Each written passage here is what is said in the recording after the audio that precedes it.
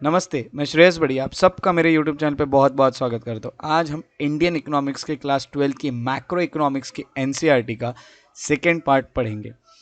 अब तक हम फर्स्ट पार्ट में पहले दो चैप्टर्स पढ़ चुके हैं। जैसे कि मैं ऑलरेडी बता चुका हूँ, जो ट्वेल्थ का क्लास की एनसीईआरटी है इंडियन इकोनॉमी की, वो काफ़ी इंपॉर्टेंट एनसीईआरटी है। तो पहले दो पार्ट हम पढ़ चुके हैं। अभी हम जो पढ़ेंगे पहले दो चैप्टर हम पढ़ चुके हैं, अभी जो है वो पार्ट सेकेंड पढ़ेंगे। अब हम जो नेक्स्ट टॉपिक पढ़ने वाले हैं वो है मनी एंड बैंकिंग। ये हमारा थर्ड चैप्टर है फ्रॉम मैक्रो इकोनॉमिक्स एनसीईआरटी। तो सबसे पहले मनी क्या होता है? मनी ये जो है ये मीडियम ऑफ एक्सचेंज है। आपको जैसे कि पता है कि आप कोई ए नाम का गुड अगर आप कोई ए या बी नाम के कोई भी गुड्स खरीदना चाहते हो, सर्विसेज खरीदना चाहते हो, तो आपको उसके बदले में मनी देना पड़ेगा। तो ये मीडियम ऑफ एक्सचेंज है। मनी एक्सचेंज करके आप कोई भी गुड्स एंड सर्विसेज खरीद सकते हो। इकोनॉमिक एक्सचेंजेस जहाँ पे मनी का यूज नहीं होता है, विदाउट मीडिएशन ऑफ मनी, उसे बार्टर एक्सचेंजेस कहा जाता है। एक चीज दो और दूसरी लो, दैट इज बार्टर सिस्टम। ये हमें पता ही है। Next one is cashless society. Cashless society ये एक कंसेप्ट है। तो कैशलेस सोसाइटी होती क्या है? Cashless society describes an economic state whereby financial transactions are not connected with money in the form of physical banknotes or coins, है ना। तो यहाँ पे यही है कि विदाउट यानी ऐसा इकोनॉमी जहाँ पे फिजिकल, है ना, बैंक नोट्स या कॉइन्स यूज नहीं होते, यानी जितनी भी चीज़ें होती है वो पूरे डिजिटल ट्रांसफर होते हैं ना। मनी का जो ट्रांसफर होता है डिजिटल इंफॉर्मेशन का यूज करके किया जाता है। ओके, सो इन्हें इलेक्ट्रॉनिक रिप्रेजेंटेशन ऑफ मनी कहा जाता है। तो दो पार्टीज के बीच में, जैसे आप ऑनलाइन ट्रांजैक्शन करते हो, अगर उस तरह की सोसाइटी जहाँ पे पूरे ऑनलाइन ट्रांजैक्शंस चल रहे हैं, डिजिटल ट्रांजैक्शंस चल रहे हैं, डिजिटल इंफॉर्मेशन एक्सचेंज के थ्रू यहाँ पे पैसे एक्सचेंज किए जा रहे हैं, तो इसे कहा जाता है कैशलेस सोसाइटी।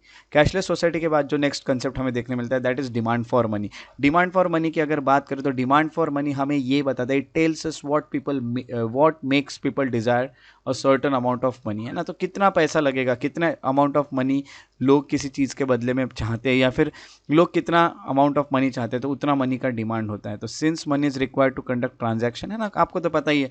अब आजकल के सिस्टम जो भी है उसमें मनी से ही सब कुछ ट्रांजैक्शन चलते हैं। अब ट्रांजैक्शन जो होगा वो मेनली यही है कि द वैल्यू ऑफ ट्रांजैक्शन जो होगा will determine the money people will want to keep, है ना। तो यही है कि वैल्यू कितने ट्रांजैक्शन के, तो उससे पता चलता है कि कितना पैसा लोगों ने रखना चाहिए। जितना ज़्यादा ट्रांजैक्शन होगा उतना लार्जर क्वांटिटी ऑफ मनी की डिमांड होगी, है ना। तो जितना भी ट्रांजैक्शन ज़्यादा चाहेंगे क्वांटिटी ऑफ ट्रांजैक्शन, उतना ही क्वांटिटी ऑफ जितना ट्रांजैक्शन ज़्यादा होगा उतना ही क्वांटिटी ऑफ मनी जो है वो डिमांड में ज़्यादा होगा। अगर इंटरेस्ट रेट हायर रहे, ये एक चीज़ आपको बता, तो इंटरेस्ट रेट हायर रहे तो मनी की डिमांड कम हो जाती है ना। क्योंकि किसी भी चीज़ में इंटरेस्ट रेट अगर आपको ज़्यादा पे करना है तो पैसे ज़्यादा लोग डिमांड नहीं करेंगे कहीं से भी, है ना। तो अगर आप किसी बैंक से डिमांड कर रहे हो, इंटरेस्ट रेट बहुत ज़्यादा है, तो आप ज़्यादा नहीं लोगे पैसे, है ना। तो ये चीज़ें यहाँ पे हमें पता चलती है, डिमांड फॉर मनी। उसके बाद जो नेक्स्ट कंसेप्ट हमें देखने मिलता है वो है सप्लाई ऑफ मनी। पैसे का सप्लाई किया जाता है। तो इन मॉडर्न इकोनॉमी में क्या होता है कि मनी में कैश और बैंक डिपॉजिट्स दोनों चीज़ें आती हैं, और ये जो सिस्टम होता है इसमें दो इंस्टीट्यूशंस काम करते हैं, है ना। सप्लाई ऑफ मनी के लिए दो इंस्टीट्यूशन काम करते हैं, एक है central bank of the economy और दूसरा है कमर्शियल बैंकिंग सिस्टम। ऐसे दो बैंकिंग सिस्टम्स या दो बैंक्स इसमें काम करती है मेनली। तो सेंट्रल बैंक क्या होता है ये देख लेते हैं। इंडिया का सेंट्रल बैंक जो है 1935 में बनाया गया था। इंडिया का सेंट्रल बैंक को रिजर्व बैंक ऑफ इंडिया कहा जाता है। रिजर्व बैंक ऑफ इंडिया जो होता है वो करेंसी इशू करने का काम करता है, उसके साथ साथ it controls the money supply of the country. अब ये मनी सप्लाई कितना होना चाहिए कितना नहीं, ये पूरा कंट्रोल करता है आरबीआई। अब ये कैसे कंट्रोल करता है? तो बैंक रेट से, ओपन मार्केट ऑपरेशन से, वेरियस रिजर्व रेशो से, है ना। ये सब चीज़ें तो हम आगे पढ़ते ही है। तो bank rate, open market operations, variations in reserve ratios, ये सब हम आगे पढ़ने वाले। तो इसके अलावा मैं आपको ये बताता हूँ, it act as a banker to the government, है ना। तो गवर्नमेंट का ही ये बैंक होता है। गवर्नमेंट यानी अगर हम देखेंगे तो गवर्नमेंट को अगर कहीं पैसे की ज़रूरत पड़ती है तो आरबीआई जो होता है वो गवर्नमेंट को वो पैसे भी देता है, लोन भी देता है। तो ये बैंकर टू द गवर्नमेंट होता है। हम नॉर्मल लोग यहाँ से लोन नहीं ले सकते आरबीआई या सेंट्रल बैंक से। It is custodian of foreign exchange reserves, है ना। इंडिया में जितने भी फॉरेन एक्सचेंज यानी जितने भी डॉलर्स या जितनी भी चीज़ें आ रही है फॉरेन एक्सचेंज में, वो पूरे चीज़ें आरबीआई के साथ रखी जाती हैं। इसलिए it is a custodian of the foreign exchange reserve. और उसके साथ साथ it also act as a bank to the banking system, है ना। तो बैंकिंग सिस्टम का ये बैंक भी है, क्योंकि बाकी बैंक जो है उनके लिए या फिर गवर्नमेंट के लिए ये एक तरह से सब चीज़ें देखने का काम करता है, and lender of last resort, है ना। तो यही है। अब गवर्नमेंट के पास जब सभी ऑप्शन खत्म हो जाते हैं तो गवर्नमेंट इनके पास जाके है ना, पैसे जो होते हैं वो बोरो करती है, तो ये लेंडर है of last resort. This currency issued by the central bank can be held by the public, है ना। तो करेंसी जो भी इशू करता है रिजर्व बैंक, वो लोगों के पास होती है, कमर्शियल बैंक्स के पास होती है, और इसी को हाई पावर्ड मनी और रिजर्व मनी और मॉनेटरी बेस कहा जाता है, as it act as a basis for credit creation. और इसी से पता चलता है कि कितना क्रेडिट, है ना, यहाँ पे, या कितना किसको हम पैसा दे सकते हैं, ये सब चीज़ें हैं। तो ये इशू करता है, तो वही करेंसी हर चीज़ में काम करती है। तो इसी का high powered money, reserve money, monetary base, ये सब चीज़ें कहाँ जाती हैं, सेंट्रल बैंक से रिलेटेड ये चीज़ें हमें यहाँ पता चलती हैं। Next is commercial bank. Central bank के बाद कमर्शियल के बैंक की अगर हम बात करें तो कमर्शियल बैंक क्या करते हैं। फॉर एग्जाम्पल एक कोई कमर्शियल बैंक का एग्जाम्पल ले लेते हैं। Suppose ICICI is a commercial bank. ICICI क्या करेगा, इट एक्सेप्ट डिपॉजिट, लोगों से डिपॉजिट लेगा from public and lend out the part of the funds to those who want to borrow. और ये क्या करेगा, देखिए पब्लिक से पैसा लेता है ना, जिसको हम डिपॉजिट कहेंगे। सो डिपॉजिट इनके पास आएंगे और यहाँ से ये बाहर कुछ पैसे लेंड भी करेगा, है ना, तो किसी को ये उधार भी देगा, ये चीज़ें। और जब ये लेंड कराता है तो मेनली जो लोग डिपॉजिट कर रहे हैं, तो डिपॉजिट करने वालों को कुछ पैसे एज एन इंटरेस्ट दिए जाते हैं, और जब जो इनसे उधार ले रहे हैं वो यहाँ पे इंटरेस्ट बैंक को पे करते हैं। तो interest rate paid by the bank to depositor is lower than rate charge from borrowers. ये चीज़ें मैं आपको ऑलरेडी भी बता चुका हूँ। यहाँ पे देखिए जितना आप यहाँ से जितना बैंक आपको देगा इंटरेस्ट, उससे ज़्यादा वो आपसे इंटरेस्ट लेगा, ये चीज़ें तो हमें पता ही है। And this difference between the two type of interest rates, इसको कहा जाता है spread, is the profit appropriated bye the bank. यही चीज़ है। अब देखिए कैसे हम एग्जांपल ले लेते हैं। फॉर एग्जांपल आपने 100 रुपये बैंक में डिपॉजिट किए। इस 100 रुपये के लिए, एक एग्जांपल ले रहा हूँ, इस 100 रुपये के लिए बैंक आपको 5% इंटरेस्ट दे रहा है, यानी आपको 5 रुपये इंटरेस्ट यहाँ पे दिए जा रहे हैं। बट अगर यही 100 रुपये कोई अगर लेंड करता है, कोई अगर यहाँ से बोरो करता है ना, किसी को ये लेंड करता है बैंक, या बैंक से कोई बोरो करता है, तो अगर उससे वो 10% ले रहा है, तो यानी इस 100 रुपये पे वो 10 रुपये कमा रहा है। अब इन दोनों को अगर आप ये 5 और ये 10 में से 5 को माइनस करेंगे तो 5 रुपये, तो ये जो 5 रुपये बचेगा इसे स्प्रेड कहा जाएगा, या इसे प्रॉफिट कहा जाएगा जो बैंक ने बनाया है। तो ये चीज़ें भी हमें कुछ पता चलती है कमर्शियल बैंक्स के बारे में। कमर्शियल बैंक का ही मेनली ये काम होता है। उसके बाद आते हैं एसेट्स। एसेट्स क्या होता है, तो assets are the thing a firm owns, है ना, जो फर्म के पास होती है, और what a firm can claim from others, या फिर फर्म जो है वो किसी से क्लेम कर सकती है, ऐसी चीज़ों को एसेट कहा जाता है। अब एसेट मैं ऑलरेडी आपके साथ बहुत बार ये डिस्कशन कर चुका हूँ कि एसेट क्या होता है। अगर हम बैंक की बात करें तो बिल्डिंग, फर्नीचर के अलावा उसका एसेट जो होता है, एसेट वो जो लोन दिया है लोगों को, वो भी एसेट होता है बैंक का। अब एसेट आपको ये चीज़ अच्छे से पता है, एसेट जो होगा, है ना, तो जो चीज़ें आपको कुछ ना कुछ इनकम जनरेट करके दे रही है, या फिर वो कुछ प्रोडक्शन कर रही है, ऐसी चीज़ें जहाँ से आपको कुछ प्रॉफिट हो रहा है या इनकम आ रही है, तो इस तरह के एसेट जो होंगे वो, तो लोन से गवर्नमेंट को यहाँ पे प्रॉफिट होते हैं, तो ये बैंक को प्रॉफिट होते हैं, तो ये एसेट बैंक का हो गया, लोन जो लोगों को दिया। उसके बाद रिजर्व्स। अब रिजर्व्स की अगर बात करूँ तो यहाँ पे अगर मैं पीछे आता हूँ तो यहाँ जैसे कि हम देखते हैं कि ये मनी सप्लाई को कंट्रोल करता है, तो मनी सप्लाई को कंट्रोल करने के लिए कुछ रिजर्व पैसे रखे जाते हैं। तो रिजर्व्स क्या होते हैं, तो reserves are deposit which commercial bank keep with central bank, है ना। तो देखिए कमर्शियल बैंक को सेंट्रल बैंक के पास कुछ डिपॉजिट रखने पड़ते हैं, है ना, तो of bank and it's cash, ये these reserves are kept partly, है ना। फॉर एग्जांपल 500 रुपये अगर किसी बैंक को, एग्जांपल ले रहा हूँ सिर्फ, हाइपोथेटिकल एग्जांपल है, 500 रुपये किसी बैंक को रिजर्व रखना है आरबीआई के साथ, तो वो पार्टली यानी 250 रुपये कैश डिपॉजिट कर देगा, और 250 रुपये जो होते हैं पार्टली जितना भी आरबीआई कहेगा उतना, उसमें से कुछ कैश के फॉर्म में रखे जाते हैं और कुछ फाइनेंशियल इंस्ट्रूमेंट जैसे बॉन्ड्स हो गए, ट्रेजरी बिल्स हो गए, है ना, तो ये जो आरबीआई इशू करता है उसके भी इसमें कुछ रखे जाते हैं। तो reserve of similar to deposits we keep with bank, जैसे हम अपने डिपॉजिट बैंक के साथ रखते हैं वैसे बैंक अपने डिपॉजिट्स रिजर्व बैंक के पास रखता है ना। तो ये चीज़ें होती है, और भी आगे हम पढ़ेंगे कि ये क्यों रखे जाते हैं। उसके बाद नेक्स्ट हम देखते हैं रिजर्व्स के बाद, अभी हमने एसेट देख लिया, रिजर्व देख लिया, अब हम लाइबिलिटीज़ देखते हैं। लाइबिलिटीज़ क्या होती है, liabilities for any firm are its debt और ओव्स टू अदर, है ना। तो यही है for a bank main liability deposit है। तो यही है कि बैंक कोई भी फर्म किसी को कोई चीज़ दे रहा है या फिर उसके ऊपर जो भी चीज़ें कर्जा है उसको कहे जाएंगे उनकी लायबिलिटीज़। अगर हम बैंक के लिए बोले तो बैंक के लिए लोगों ने डिपॉजिट किए हुए, क्योंकि वो डिपॉजिट पे बैंक उन लोगों को इंटरेस्ट देगा, तो वो डिपॉजिट जो है वो लायबिलिटी बन जाएगा और जो लोन दे रहा है वो एसेट बन जाएगा, है ना। आप समझ रहे हैं ना, लोन अगर आपको दिए जा रहे हैं तो बैंक आपसे इंटरेस्ट ले रहा है ना। बट अगर आपको आप डिपॉजिट कर रहे हो तो बैंक आपको इंटरेस्ट दे रहा है, यानी इंटरेस्ट क्या बन गया, इंटरेस्ट बैंक के लिए लायबिलिटी बन गया। ये एक और चीज़ यहाँ हमें पता चलती है। उसके बाद यहाँ पे देखिए, जैसे हमने देखा कि रिजर्व्स, तो वही अभी हम आगे और एक्सप्लेन, अब आप सोच रहे होंगे इसमें कुछ चीज़ें हम कैसे होता है क्या है ये चीज़ें, तो यही मैं आपको बता दूं कि इसके लिए हम पढ़ते हैं कैश रिजर्व रेशो। अब कैश रिजर्व रेशो की अगर बात करें तो आरबीआई डिसाइड करता है एक सर्टेन परसेंटेज ऑफ डिपॉजिट, कि इतना इतना परसेंटेज हर बैंक को रिजर्व करके रखना पड़ेगा आरबीआई के पास, है ना। तो ये होगा। अभी अगर हम बात करें, अगर एग्जांपल ले, अगर बैंक ने बोला कि 10%, रिजर्व बैंक ने बोला कि 10% आपको रखना चाहिए, तो 10% आपको रखना ही पड़ेगा उन बैंक्स के साथ, ये सॉरी रिजर्व बैंक के पास जितना भी अमाउंट आपके बैंक में उसमें का। तो यहाँ पे यही होता है, it is done to ensure that no bank is over lending, है ना। तो अगर फॉर एग्जाम्पल अगर आपके बैंक में 1000 रुपये है और 1000 के 1000 रुपये आपने किसी को लोन करके दे दिए और फिर कल जाके लोगों के जो डिपॉजिट थे वो लोग निकालने आ गए, तो आपके पास कहाँ से पैसा रहेगा, वो लोगों को कैसा। तो इसीलिए कुछ अमाउंट जो होती है वो आरबीआई के पास इस 1000 रुपये में से रखनी पड़ेगी। सपोज अगर 100 रुपये आरबीआई ने बोला, 100 रुपये आपने रख दिया, कुछ परसेंट अगर आरबीआई ने बताया, फिर अगर 100 रुपये रख दिए, तो ये सिक्योरिटी करके कोई तो भी चीज़ें होती है। तो ओवर लेंडिंग कोई बैंक ना करे, इसीलिए कैश रिजर्व रेशो यहाँ पे डिसाइड किया जाता है।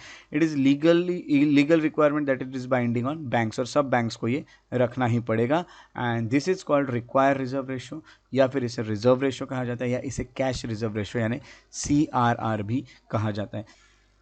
सो आपको बता दूं कि एट प्रेजेंट जो CRR जो है वो हमेशा चेंज होता है, इसलिए आप देखते रहिएगा। एट प्रेजेंट 4% बताया गया है कि 4% आपको रखना ही पड़ेगा, है ना। तो वो हर बार चेंज होते रहता है, आपको इसमें बहुत ज़्यादा डरने की कोई बात नहीं, आपको हमेशा करंट अफेयर्स में ही थोड़ा अपडेट रखते रहिए खुद को, बस ये। उसके बाद हम देखते हैं कि ओपन मार्केट ऑपरेशंस क्या होते हैं। ओपन मार्केट ऑपरेशन की अगर बात करें तो it refers to buying and selling of bonds, है ना। गवर्नमेंट जो होती है वो कुछ बॉन्ड इशू करता है, और ये जो बॉन्ड्स होते हैं उन्हें बेचना, ओपन मार्केट में बेचना, उसको ओपन मार्केट ऑपरेशन कहा जाता है। तो ये होता है मेनली, देखें आरबीआई का मैंने आपको जैसे जो चीज़ें बताई थी वही यहाँ पे बता रहा हूँ। देखें open market operation, reserve ratios, bank rate, ये सब चीज़ें। तो यहाँ हम देख रहे हैं कि ये है, this purchase and sale is interested to central bank on behalf of government, है ना। तो ये काम मेनली किसका होता है, तो सेंट्रल बैंक ये काम करता है, ऑन बिहाफ ऑफ गवर्नमेंट ये किया जाता है। तो ओपन मार्केट ऑपरेशंस ये भी आरबीआई परफॉर्म करता है। तो ये कुछ काम है जो आरबीआई करता है।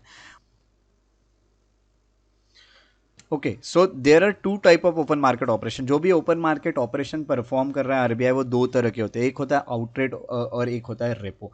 आउटराइट क्या होता है ये आपको बता देता हूँ, ये कंसेप्ट आपके बुक में दिया है। रेपो क्या होता है ये भी आपको बताऊंगा, और उसके साथ साथ रिवर्स रेपो भी हम पढ़ेंगे।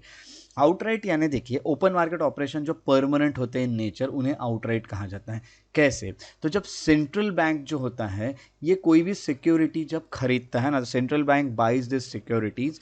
मेनली जब सेंट्रल बैंक ने किसी बैंक से सिक्योरिटी खरीदी है तो वो सेंट्रल बैंक उसे पैसे देगा, और जब पैसे सेंट्रल बैंक किसी को देगा तो वो पैसा हमारे सिस्टम में आ जाएगा। हम देख लेते हैं आरबीआई और कोई एक बैंक ले लेते हैं, एसबीआई नहीं लेते हम, कोई एक बैंक ले लेते हैं, XYZ नाम की बैंक है। आरबीआई और XYZ नाम की जो बैंक है, इसमें मेनली क्या हुआ कि आरबीआई ने यहाँ से इससे कुछ सिक्योरिटीज़ खरीदी, तो आरबीआई इसको पैसा देगा, इस बैंक को, उस सिक्योरिटी के बदले। तो ये पैसा बैंक के पास आ गया, यानी पैसा हमारे सिस्टम में आ चुका है। और यहाँ पे आरबीआई ने जब ये काम किया तो आरबीआई ने ये नहीं बताया कि जो मैंने आपसे खरीदा है ये मैं आपको बाद में आपको बेचूंगा या नहीं, या किसी को बेचूंगा या नहीं। तो इसको आउटराइट कहा जाता है। सिमिलरली जब क्या होगा, when central bank sell this security, central bank क्या कर रहा है, पहले तो क्या है कि आरबीआई, पहले केस में आपने देखा कि आरबीआई ने कुछ दिए और ये चीज़ें ली और पैसे दिए। दूसरे केस में आरबीआई जो होता है इसने सिक्योरिटी XYZ नाम के बैंक को दे दी, और उसके बदले क्या लिया, उसके बदले कुछ पैसे लिए। पैसे अगर लिए और वहाँ पे कोई प्रॉमिस नहीं की कि मैं आपको जो भी मैंने आपसे ख़रीदा है वो वापस बेचने वाला हूँ, तो उसको कहेंगे आउटराइट, है ना। आउटराइट में कोई प्रॉमिस नहीं की जाती है बेचने की, या कोई भी चीज़ें वहाँ लिखी नहीं जाती है। तो यहाँ क्या हो रहा है, आरबीआई अगर ऐसा काम कर रहा है तो पैसा इंजेक्ट कर रहा है इकोनॉमी में, और ऐसा कर रहा है तो यहाँ पे पैसा क्या हो रहा है, विड्रॉ किया जा रहा है सिस्टम से। तो सिस्टम में आरबीआई पैसा डाल भी सकता है, सिस्टम से पैसा निकाल भी सकता है ना। तो ये सब क्यों होता है, इन्फ्लेशन और इस सब में हम पढ़ेंगे। अगर देखिए, अगर आरबीआई यहाँ पे पैसा इंजेक्ट करता है सिस्टम में तो इन्फ्लेशन बढ़ जाएगा, क्योंकि ज़्यादा पैसे लोगों के पास आ जाएगी, डिमांड बढ़ जाएगी, और डिमांड बढ़ने के कारण जो चीज़ें हैं उनकी महंगाई बढ़ जाएगी, है ना। तो कभी कभी महंगाई बहुत कम होती है, इन्फ्लेशन बहुत कम होता है, तब आरबीआई ये कर सकता है कि सिस्टम में पैसा डाल सकता है। अगर महंगाई बहुत ज़्यादा बढ़ गई तो सिस्टम से क्या करना पड़ेगा, विड्रॉ करना पड़ेगा। विड्रॉ करने का तब लोगों के पास पैसा नहीं रहेगा, लोगों के पास ज़्यादा पैसा नहीं रहेगा, इकोनॉमी में ज़्यादा पैसा नहीं रहेगा तो डिमांड भी ज़्यादा नहीं रहेगी, डिमांड ज़्यादा नहीं रहेगी तो इन्फ्लेशन भी कम रहेगा। ठीक है, ये सब चीज़ें हम आगे पढ़ते हैं, बट फिलहाल मैं आपको ये बता दूं कि इस तरह से जो काम किए जाते हैं जिसमें कुछ ना कुछ प्रॉमिस किया जाता है उसको कहा जाता है आउटराइट। आउटराइट के बाद हम जो नेक्स्ट कंसेप्ट पढ़ने वाले हैं वो है रेपो। रेपो जो होता है वो आउटराइट से थोड़ा सा अलग होता है। सबसे पहले हम देखते हैं कि another type of operation which when the central bank buys the security. अब क्या कर रहा है, देखिए आरबीआई जो है, आरबीआई ये और XYZ नाम का बैंक, आरबीआई यहाँ क्या कर रहा है, सिक्योरिटी खरीद रहा है। कहाँ से, XYZ नाम के बैंक से सिक्योरिटी खरीद रहा है, और आरबीआई उसके बदले XYZ नाम की जो बैंक है उसे पैसे दे रहा है, मनी दे रहा है। तो इसमें एग्रीमेंट किया जाता है। एग्रीमेंट में क्या लिखा गया है कि डेट या फिर प्राइस क्या होगी, रिसेल कब किया जाएगा सिक्योरिटी का, हर चीज़। यहाँ पे कोई प्रॉमिस ही नहीं की थी, यहाँ पे प्रॉमिस किया जाता है कब किया जाएगा, कितने दिन तक रख सकता है आरबीआई, तो कभी भी रख सकता है, 7 दिन, 14 दिन, ओवरनाइट, एक नाइट के लिए भी यहाँ रखा जा सकता है। ये सब चीज़ें होती हैं इस सिक्योरिटी को। अब दूसरी बात क्या है, this type of agreement is called repurchase agreement और रेपो। इसी को रीपर्चेस एग्रीमेंट या फिर रेपो कहा जाता है, जो यहाँ पे हुआ है। अब यहाँ पे इंटरेस्ट रेट जो था, यहाँ पे मैंने आपको बताया ना, जब सिक्योरिटी यहाँ पे मेनली देखिए सिक्योरिटी ली है और मनी यहाँ पे दिया है, तो ये मनी अगर आरबीआई इसको दे रहा है और सिक्योरिटी ले रहा है तो आप ज़रूर सी बात है कि यहाँ पे कोई इंटरेस्ट लगाएगा। तो जो भी इंटरेस्ट रेट यहाँ पे लगने वाला है इस पैसे के ऊपर जो आरबीआई ने इस बैंक को दिया है, तो इसको हम कहेंगे, इसको रेपो रेट कहा जाएगा। ठीक है, रीपर्चेस एग्रीमेंट के रेट्स। ठीक है, ये पहला एक कंसेप्ट हो गया। ये यूज़ कब होता है ये भी मैं आपको बताऊंगा, बट अभी फिलहाल ये कंसेप्ट समझ जाइए। दूसरा कंसेप्ट देखते हैं, रिवर्स रेपो। अब रिवर्स रेपो की बात करें तो फिर से हम एग्जांपल लेते हैं आरबीआई का और बैंक का XYZ नाम के। अब हम पढ़ रहे हैं रिवर्स रेपो, है ना। तो रिवर्स रेपो की बात क्या करें, यहाँ पे क्या किया था, बैंक ने सिक्योरिटी खरीदी थी आरबीआई ने। अब आरबीआई यहाँ पे क्या कर रहा है, सेंट्रल बैंक जो होता है आरबीआई, वो सिक्योरिटी बेचता है। अब आरबीआई क्या करेगा, सिक्योरिटी बेचेगा तो क्या लेगा, पैसे लेगा। आरबीआई ने कुछ सिक्योरिटीज़ को बेच दी और इस बैंक से कुछ पैसे ले लिए। अब इस बैंक से अगर पैसे ले रहा तो आरबीआई को इस बैंक को कुछ इंटरेस्ट पे करना पड़ेगा, कुछ पैसे पे करने पड़ेंगे इंटरेस्ट के नाम पे। इसको कहा जाएगा, इस रेट को रिवर्स रेपो रेट, है ना। तो सिंपल चीज़ें, सिर्फ यहाँ बाय है और यहाँ पे सेल है, तो बाकी चीज़ें सेम है। स्पेसिफिकेशंस लिखे जाते हैं, कब बेचने वाले कब नहीं। मैंने बताया कि ओवरनाइट रह सकता है, 7 डेज 14 डेज कितना भी रह सकता है। तो ये होता है रेट जिसमें आरबीआई इस बैंक को देने वाला है, उसे रिवर्स रेपो रेट कहा जाता है। अब आपको ये दो चीज़ें समझ गई। अब मैं आपको एक छोटी सी चीज़ बता देता हूँ। देखिए एक एग्जाम्पल लेते हैं।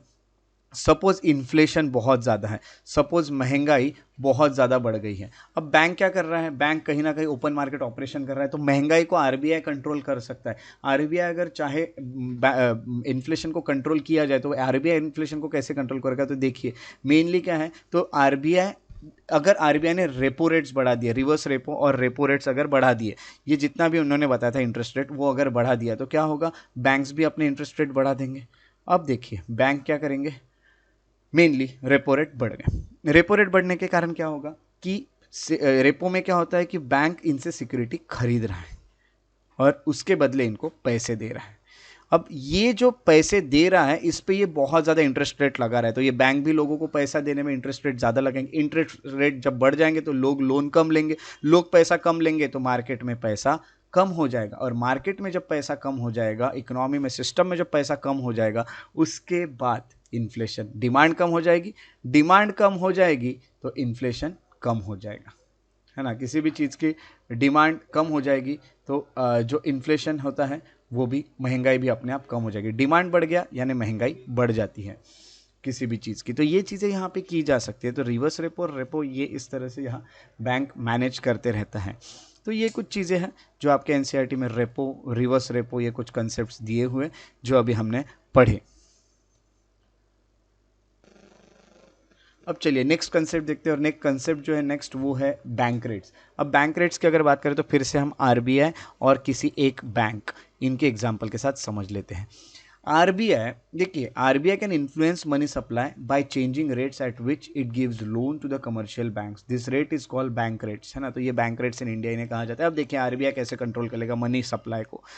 सबसे पहले आरबीआई क्या करेगा, जो भी बैंक रेट है वो बढ़ा देगा, है ना। अब अगर आरबीआई ने बैंक रेट बढ़ा दिए, अब यहाँ पे मेनली देख रहे हैं, आप समझ रहे हैं, the rate at which it gives loan to the commercial bank, commercial bank को जब पैसे की ज़रूरत पड़ती है तो वो आरबीआई से लेते हैं। अब आरबीआई से जो भी पैसे लिए हैं बैंक ने, उसके बदले उन्हें इंटरेस्ट पे करना पड़ता है ना। आरबीआई इसको पैसे देगा और बैंक इसको बदले में इंटरेस्ट देगा।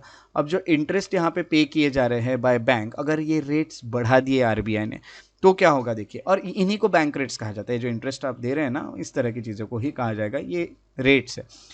By changing the bank rate, loan taken by commercial bank became more expensive, है ना। तो ये अब देखिए अगर इंटरेस्ट रेट बढ़ा दिया आरबीआई ने तो ये जो लोन दिया है आरबीआई ने इस बैंक को वो भी महंगा हो जाएगा, क्योंकि इस बैंक को आरबीआई को ज़्यादा पैसा पे करना पड़ेगा।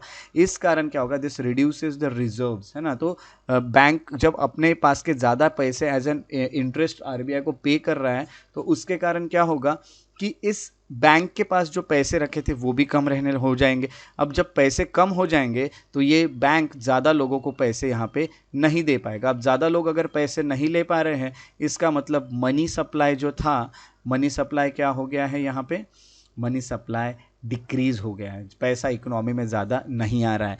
अब फॉल इन, अगर बैंक रेट को बढ़ा दिया तो देखिए मनी सप्लाई कम हो जाएगा, और मनी सप्लाई अगर कम हो गया तो आपको पता है लोगों के पास ज़्यादा पैसे नहीं है तो डिमांड कम हो जाएगी। डिमांड कम हो गई तो इन्फ्लेशन, जो महंगाई बढ़ी थी वो भी कम हो जाएगी। महंगाई क्यों बढ़ती है, क्योंकि लोग एक ही चीज़ का ज़्यादा डिमांड करते हैं, ये चीज़ें। तो अगर ये इंटरेस्ट रेट अगर ये जो बैंक रेट होते हैं ये अगर गिर गए तो fall in bank rate can increase the money supply. अगर इंटरेस्ट रेट को कम कर देता है आरबीआई तो फिर क्या होगा, बैंक के पास पैसे बचने लगेंगे और पैसे ज़्यादा वो लोगों को देने लगेगा। जब बैंक लोगों को ज़्यादा पैसे देने लगेंगे तो इकोनॉमी में मनी सप्लाई बढ़ जाएगा। मनी सप्लाई बढ़ने के कारण डिमांड बढ़ेगी, क्योंकि लोगों के पास पैसे ज़्यादा हो जाएंगे। डिमांड ज़्यादा हो गई तो इन्फ्लेशन बढ़ जाएगा, महंगाई बढ़ जाएगी। ये एक और हमें कंसेप्ट पता चलता है, that is bank rate. Bank rate के बाद जो नेक्स्ट कंसेप्ट हम पढ़ते हैं वो होते हैं फियाट मनी। फियाट मनी की अगर बात करें तो करेंसी नोट्स एंड कॉइन्स, इनको कहा जाता है फियाट मनी, है। तो फियाट मनी यानी करेंसी नोट्स और coins, they do not intrinsic value like gold और सिल्वर कॉइन, है ना। तो उनकी वैल्यू इतनी नहीं है, गोल्ड कॉइन है तो गोल्ड का जितना वैल्यू उतने का वो कॉइन होगा। बट ये जो होती है फियाट मनी, इनकी कोई क्या नहीं होती है, मेनली इनकी कोई वैल्यू नहीं होती है उस कागज़ की इतनी। अब आप 500 रुपये की नोट ले रहे हैं तो 500 रुपये की नोट की कीमत 500 रुपये नहीं है, बट यहाँ पे उस 500 रुपये की नोट पे लीगल टेंडर्स होते हैं, as they can not be refused by any citizen of country for settlement of any type of transaction. उसमें लिखा होता है कि ये गवर्नमेंट के तरफ से इशू की जा रही है करेंसी और यही मार्केट में चलेगी। अब कोई मना नहीं कर सकता कि नहीं ये 10 रुपये की नोट है, ये जो इंडिया के आरबीआई ने बनाई ये मैं एक्सेप्ट नहीं कर सकता। आपको वो लेना ही पड़ेगा और उसके बदले गुड्स देना ही पड़ेगा। तो ऐसे पैसे जिनके इंट्रिंसिक वैल्यू नहीं होती है बट उसमें लीगल टेंडर होता है, उसको फियाट मनी कहा जाता है। अब इतने सारे कंसेप्ट पढ़ दिए तो आपके माइंड में सबसे पहले चल रहा होगा कि इन्होंने हमें सीआरआर तो बता दिया बट अब तक एसएलआर नहीं बताया। तो एसएलआर समझना बहुत ईजी है, तो चलिए एसएलआर भी समझ लेते हैं। एसएलआर यानी स्टैट्यूटरी लिक्विडिटी रेशियो। अब मेनली क्या होता है कि सीआरआर, हमने देखा कि सीआरआर यानी कुछ अमाउंट जो है वो बैंक्स को, है ना, जो बैंक्स होते हैं, बैंक्स है ना, वो आरबीआई, है ना। तो कुछ मनी बैंक को आरबीआई के पास रिजर्व रखना पड़ता है, ये तो हमें पता है। उसी तरह बैंक को खुद के पास भी कुछ पैसे रखना पड़ता है, तो उसे कहा जाता है एसएलआर। तो SLR is minimum percentage of deposit that a commercial bank has to maintain in the form of liquid, that यानी एक तो कैश के फॉर्म में रख सकते हैं, गोल्ड के फॉर्म में रख सकते हैं, या सिक्योरिटीज़ के फॉर्म में बैंक अपने पास भी कुछ पैसे रखेगी। तो these are not reserve with RBI but with the bank themselves. SLR is fixed by RBI, और एसएलआर रेट कितने रहेंगे ये भी आरबीआई फिक्स करेगा। अभी हमें जैसे कि पता है कि 5% जो है वो सीआरआर थे एट प्रेजेंट, तो 18% जो है वो एसएलआर है एट प्रेजेंट। तो ये है एसएलआर, बहुत सिंपल डेफिनेशन है। जैसे कि सीआरआर जिसे पता है उसे एसएलआर समझने में ज़्यादा तकलीफ नहीं जाती है। उसके बाद नैरो मनी और ब्रॉड मनी। सबसे पहले मैं बता दूं कि मनी का सप्लाई कैसे चल रहा है इकोनॉमी में, वो समझने के लिए, वो सब जानने के लिए, वो कैलकुलेट करने के लिए जो चीज़ें यूज होती है उसे नैरो मनी और ब्रॉड मनी कहा जाता है। तो RBI publishes figure of 4 alternative measures of money supply, M1, M2, M3 and M4। अब सबसे पहले M1 और M2 जो होता है इसे नैरो मनी कहा जाता है, और M3 और M4 को ब्रॉड मनी कहा जाता है। ये कुछ फैक्ट्स है, ये अच्छे से याद रखिएगा। ये जो ब्रॉड मनी होते हैं ये यूज होते हैं, है ना, कि किसी भी मनी सप्लाई को जानने के लिए, मनी सप्लाई को कैलकुलेट करने के लिए ये हमें पता चलता है। और ये मेजर, ये जो जितने भी चीज़ें M1, M2, M3, M4, इसमें लिक्विडिटी जो है वो कम कम होते जा रही है। यहाँ बहुत ज़्यादा लिक्विडिटी है ना, यहाँ पे लिक्विडिटी जो है वो कम होते जाती है। ये भी चीज़ें हम देखेंगे। M1 is most liquid and easiest for transaction, whereas M4 is least liquid. M4 सबसे कम लिक्विडिटी रखता है। तो M3 is most commonly use to measure money supply. तो हमारे यहाँ पे सबसे ज़्यादा जो मेथड यूज़ की जाती है वो M3 होती है मनी सप्लाई को कैलकुलेट करने में, मेजर करने में। इसको एग्रीगेट मनी रिसोर्सेस भी कहा जाता है, क्योंकि इसमें पूरे ही मॉनेटरी रिसोर्सेस आ गए M3 में। तो M3 के ही अकॉर्डिंग हम मनी सप्लाई को कैलकुलेट करते हैं। अब मेनली ये देखना है कि M1, M2, M3, M4 में कौन कौन सी चीज़ें दी हुई है। M1 में सबसे पहले दिया है करेंसी, जितने भी पैसे है वो, और डिमांड डिपॉजिट। डिमांड डिपॉजिट यानी जब भी आप डिमांड करो तो वो, जैसे सेविंग बैंक अकाउंट्स है ना, तो सेविंग बैंक अकाउंट्स हम ये कहेंगे कि आपको जब लगता है तब आप पैसे निकाल सकते हैं, ये पूरे M1 होते हैं। यानी M1 की लिक्विडिटी बहुत ज़्यादा है। देखिए कैश है एक तो, दूसरी बात डिमांड डिपॉजिट है, आप कभी भी निकाल सकते हो, तो M1। M2 में आता है M1 यानी कैश, करेंसी, डिमांड डिपॉजिट और saving deposits of with post office saving banks. अब पोस्ट ऑफिस सेविंग बैंक्स जो होते हैं वो नेग्लिजिबल होते हैं, बहुत कम होते हैं, इसीलिए M2 और M1 लगभग हम हमेशा सेम ही दिखते हैं। यहाँ पे सेविंग डिपॉजिट जो है पोस्ट ऑफिस के साथ रखे हुए बहुत कम हमें देखने मिलते हैं। उसके बाद ये दोनों को कहा जाता है यहाँ पे नैरो मनी, बहुत ज़्यादा लिक्विडिटी होती है। ये ब्रॉड मनी होती है, यहाँ पे लिक्विडिटी कम होती है। M3 is equal to M1 यानी ये करेंसी भी आ गया, डिमांड डिपॉजिट भी आ गया, और time deposit of commercial, net time deposit of commercial banks, है ना। तो टाइम डिपॉजिट्स यानी क्या, जैसे आपने फॉर एग्जांपल एक कुछ ऐसे डिपॉजिट किए जो आप एक टाइम के बाद ही निकाल सकते हैं, जैसे फिक्स डिपॉजिट, FD, है ना। ये सब जो चीज़ें होती है ये नेट टाइम डिपॉजिट्स होती है, तो ये भी इसमें ऐड की गई, यानी लिक्विडिटी कम हो गई। और M4 जो होता है उसमें M3 भी आती है, और यानी ये पूरी चीज़ें तो आ गई, यानी M1 भी आ गया, उसके साथ साथ M3 भी आ गया। M3 के साथ साथ total deposits with post office saving organisation, है ना, एक्सक्लूडिंग नेशनल सेविंग सर्टिफिकेट्स। तो यहाँ पे हम ये देखते हैं कि नेशनल सेविंग सर्टिफिकेट्स को छोड़ के जितने भी डिपॉजिट है पोस्ट ऑफिस में रखे हुए, वो सब भी इसमें आ जाते हैं, ये भी नेग्लिजिबल होता है। तो M3 और M4 लगभग सेम ही दिखता है। तो इसीलिए हमें सबसे अच्छा जो मेथड लगता है यहाँ कैलकुलेट करने के लिए वो M3 होता है, क्योंकि हमारे यहाँ ये चीज़ नेग्लिजिबल है। तो हम मनी सप्लाई को मेजर करते हैं बाय यूजिंग M3। ये चीज़ें होती है for supplying, for measuring the supply of money, narrow and broad money. उसके बाद जो हम नेक्स्ट पढ़ने वाले हैं वो है डीमोनेटाइजेशन। डीमोनेटाइजेशन जो है वो अभी नया आया हुआ एक कंसेप्ट है जो अभी हमें इकोनॉमी में देखने मिला। तो demonetisation was a new initiative taken by the government of India in November 2017 to tackle the problem of corruption, black money, terrorism, circulation of fake currency. ये सब चीज़ें तो आपको ऑलरेडी पता ही है, ये यहाँ पे ज़्यादा डिस्कशन करने की बात ही नहीं है, सभी जानते हैं डीमोनेटाइजेशन क्या था।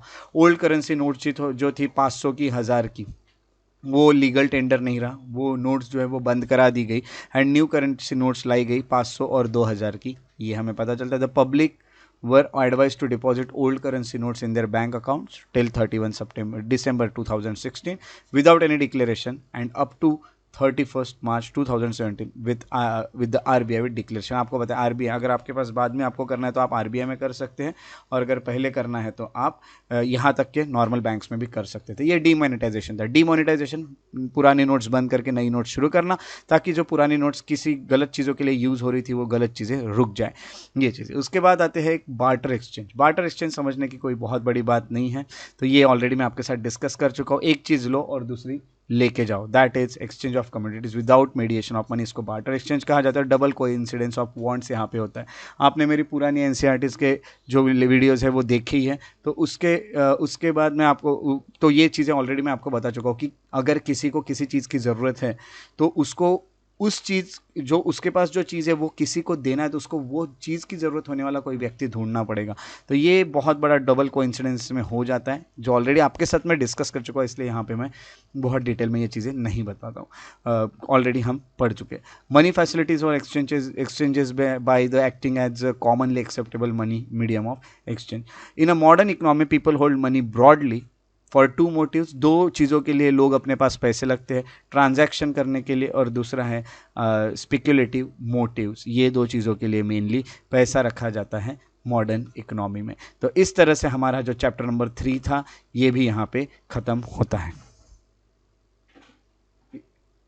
उसके बाद का जितना भी पार्ट है वो हम अगले पार्ट में पढ़ेंगे, एनसीईआरटी के सेकंड पार्ट में पढ़ेंगे। तो इसको मैं लगभग 2 पार्ट्स में इस एनसीईआरटी को मैं आपके साथ डिस्कस करके इसे ख़त्म कर दूंगा। तो ये जो इकोनॉमी है इंडियन इकोनॉमी की, तो ये पार्ट 1 आपका यहाँ पे ख़त्म होता है, जो कि बहुत ही एक अच्छा और काफ़ी इन्फॉर्मेटिव पार्ट था।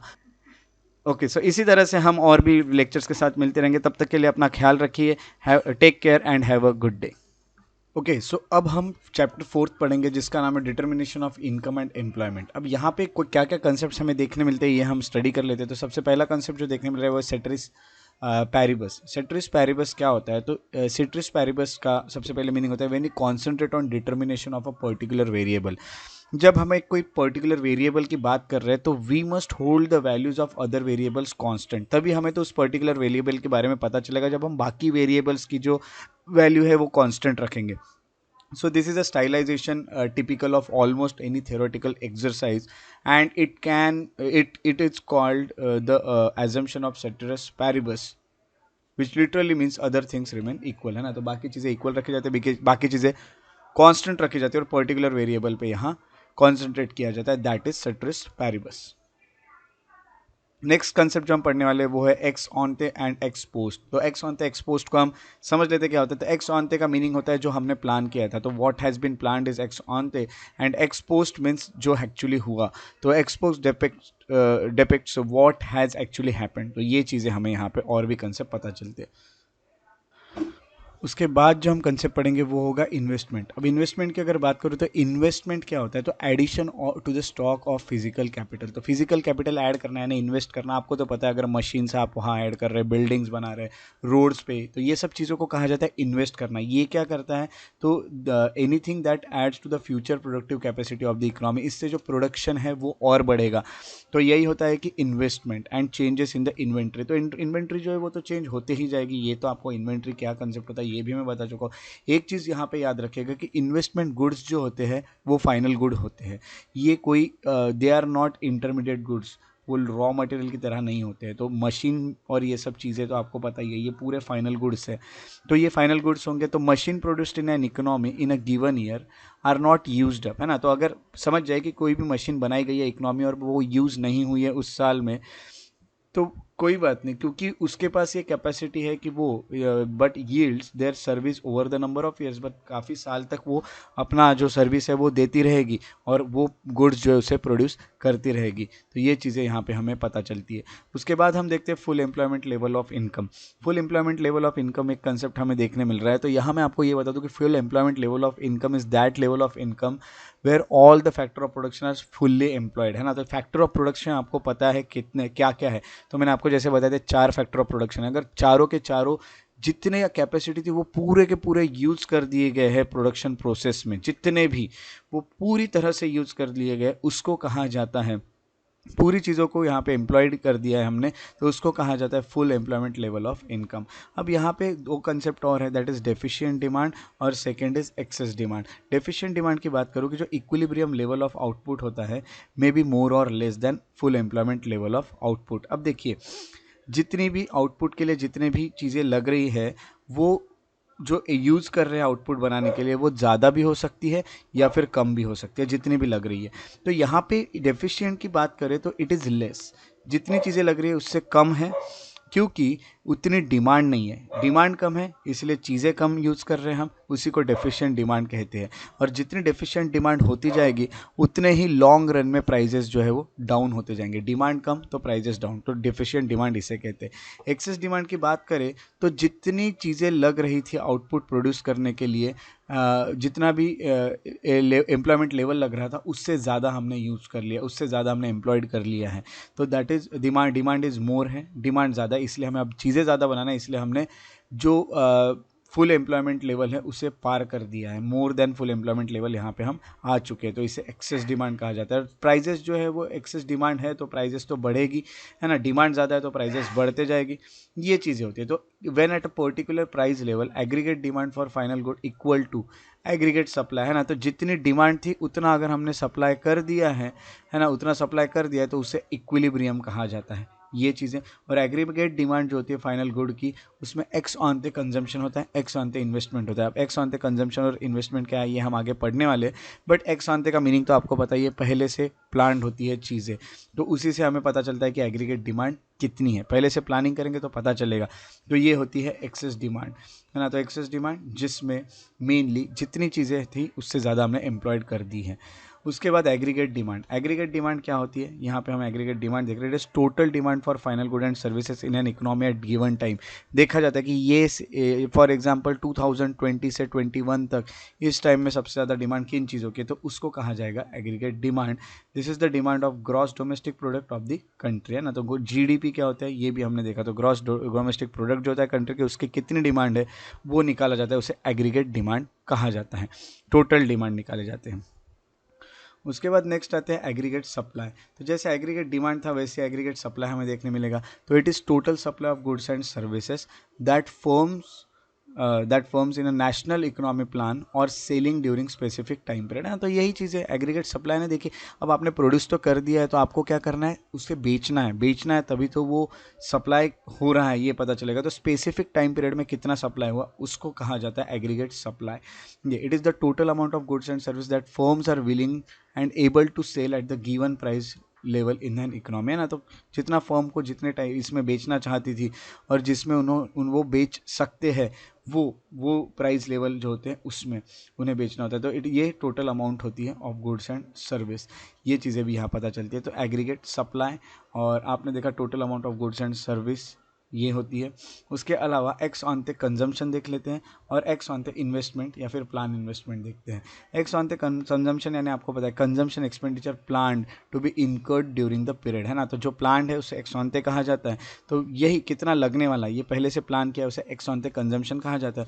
और एक्स ऑन द इन्वेस्टमेंट या प्लान इन्वेस्टमेंट यानी क्या होता है, तो plan investment is investment which is desired to be made by firms और प्लानर्स इन द इकोनॉमी, है ना। तो कितना इन्वेस्ट करने वाले आप यहाँ पे पढ़ चुके इन्वेस्टमेंट क्या होता है ना। तो एडिशन करना किसी चीज़ का उसे इन्वेस्टमेंट हम कहते हैं। और इन्वेस्टमेंट अगर कहते हैं तो फिर कितना प्लान करके यहाँ पे इन्वेस्ट किया गया है ना। तो यहाँ पे यही है कि पर्टिकुलर पीरियड के स्टार्टिंग में ये किया जाता है, तो इसे कहा जाता है एक्स ऑन द और प्लान इन्वेस्टमेंट। इतने जो कंसेप्ट है ये हमारे जो 4th चैप्टर है इससे इंपॉर्टेंट है, ऐसा हमें पता चलता है।